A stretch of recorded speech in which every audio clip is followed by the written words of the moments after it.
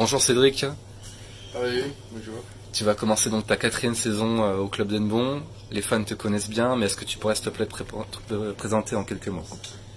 Oui, exactement, ça fait 4e année, donc voilà, je suis Cédric Natink, un joueur de Belgique, membre de l'équipe nationale et numéro 1 en Belgique. D'accord. Quand est-ce que tu as réalisé que tu pourrais devenir un joueur professionnel? Depuis un âge quand même jeune, je pense entre 10 ou 12 ans, c'était toujours un rêve d'être un joueur pro.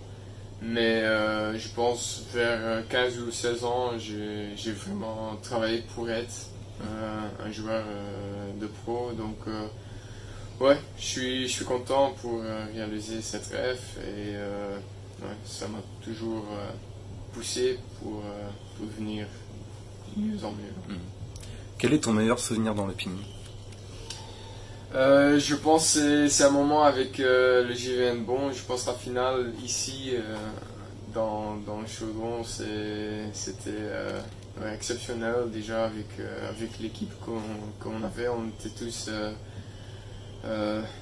des amis plutôt et même le même âge. On se connaissait depuis 10e année, donc et aussi avec l'équipe, tout le monde était déjà là avec Bruno, Boris, Fabien, tout le monde ouais, avait cette dynamique pour réussir dans cette aventure et ouais, tous ensemble, c'était un moment magnifique. Ouais. Tout seul, tu peux pas faire une certaine émotion. D'accord. Qu'est-ce qui selon toi te différencie des autres? Je pense la rigueur pour travailler les choses moins bonnes, donc je cherche toujours pour évoluer mon jeu ou mon physique ou mon mental, ouais, je cherche toujours les trucs que je fais le moins bon, donc comme ça je mets toutes les pièces ensemble et c'est un peu ma manière pour être meilleur et voilà, pour progresser dans le monde de ping. Ouais. D'accord. C'est quoi ton objectif ultime?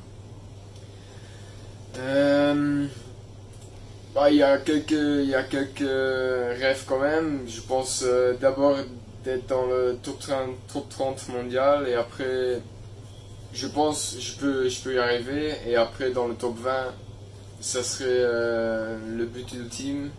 Mais ça, je sais pas si c'est possible ou si c'est pas possible. C'est dur à dire aussi parce que voilà, je suis sur un certain âge où il faut avoir des résultats, où tu peux avoir les meilleurs résultats. Donc, je vais essayer le mieux pour arriver dans ce cadre-là. Mais et aussi des médailles en championnat d'Europe, si c'est simple ou double ou ouais. Beaucoup parlé du passé, maintenant on va plutôt parler du futur. Tu as rejoint le club il y a 4 ans. Qu'est-ce qui t'a poussé à rejoindre la garde du Hennebont?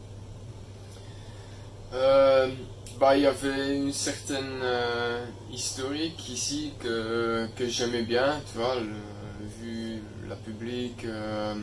Les clashs entre Villette-Charleroi et Hennebont, je me souviens quelques matchs à la Villette. Donc, et aussi mon entraîneur Thierry Cabrera, il a joué quelques années ici et il m'a toujours dit comment c'était l'atmosphère et tout ça. Et voilà, c'est ce que je voulais avoir aussi dans ma carrière. Et je pense, ouais, vu que Hennebont cherche toujours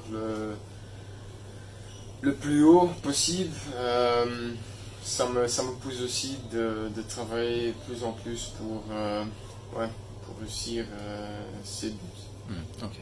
Donc là on part sur une nouvelle saison avec un recrutement qui a été assez ambitieux.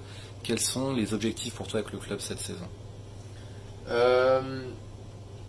C'est comme un peu les autres années aussi, je pense, pour moi je vise toujours les top 3. Le top 3, je pense, là ça se joue toujours entre ouais, entre les trois, mais tu sens qu'ils sont toujours un peu au-dessus les autres, donc voilà, faut qu'on essaye de se battre dans les premiers trois et après à la fin on va voir où on va tomber.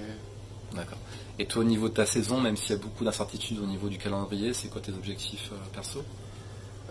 Personnellement, j'espère de rester plus stable cette année. Ça veut dire, j'en ai fait beaucoup de bons matchs, mais j'en ai fait aussi des matchs qui étaient moins bons. Et j'espère cette année que je vais rester un peu plus vers le haut, donc que je vais pas avoir des matchs vraiment faibles où je me sens pas bien ou voilà des trucs comme ça. Donc j'espère même si je joue ou je me sens pas très bien ce jour, j'espère quand même de gagner des matchs que je dois gagner normalement.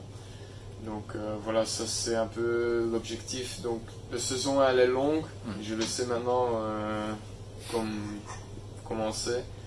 Donc ouais, j'espère que je peux faire ça mieux et je suis sûr que si je le fais bien, ça va apporter beaucoup à l'équipe et c'est la seule chose aussi qui est importante dans ce cadre. D'accord. Qu'est-ce qui, selon toi, est le plus important pour performer dans le tennis de table? Qu'est-ce Qui est le plus important pour performer dans le tennis de table? Ouais, comme je pense que c'est une chose avec différentes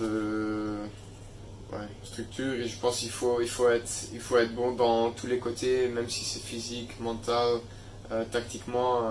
Si tu rates un, tu perds tellement une opportunité que normalement c'est pas possible. Il faut être dans tout bon, donc je pense